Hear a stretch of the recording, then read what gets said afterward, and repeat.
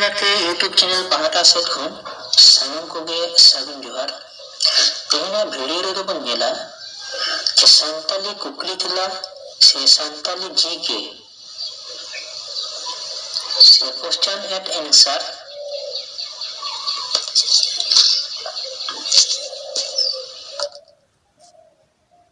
मा तबे बन एथॉप लगे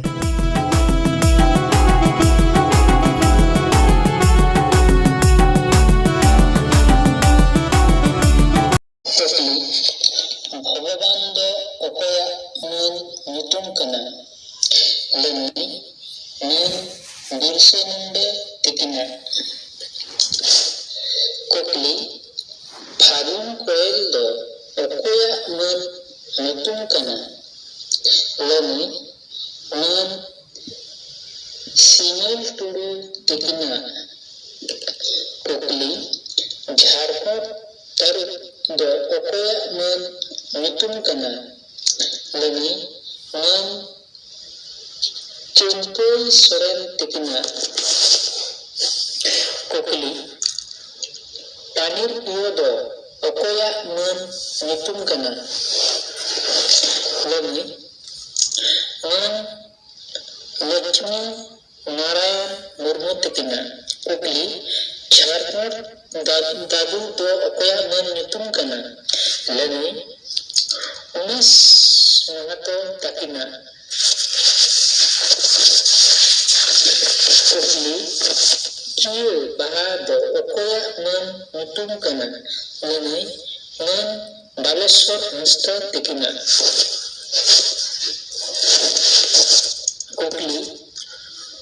मुरुद बाहा दो ओकोया मन नितुम कना लेनी मन शीतलाल किसकु तिकिना कोकली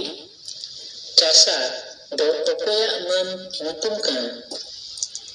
लेनी मन भागियो हंसता तिकिना कोकली एवेन चेणे दो ओकोया मन नितुम कना लेनी मन पंडित रघुनाथ मुर्मू तिकिना कोकली बीर बायर दो ओकोया मन नितुम कना लेनी सिदु कान्हू तिकिना नितुम कना कोकली बीर बांटा दो ओकोया मन नितुम कना लेनी बाबा तिलका माजी तिकिना नितुम कना कोकली दिसोम पारगना दो ओकोया मन नितुम कना लेनी मन हरेंद्रनाथ तिकिना कना कोकली दिसोम गोरम हायो दो ओकोया मन नितुम कना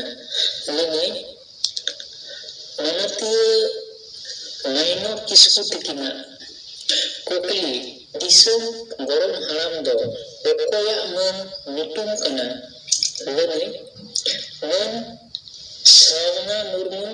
तिकिना कोकली विद्रोह अमूल्य दो ओकोया मन नितुम कना लेनी मन शारदा प्रसाद किसकु तिकिना कोकली धर्म गुरु दो ओकोया मन नितुम कना लेनी मन रामदास टुडू रेस्को तिकिना कोकली खेरवाल वंशो धर्म पुथी दो चेत लेकान पुथी कना लेनी नुआ दो महाकाव्य कना कोकली कोचे काड़वा पुथी दो चेत लेकान पुथी कना लेनी नुआ दो गायन पुथी कना।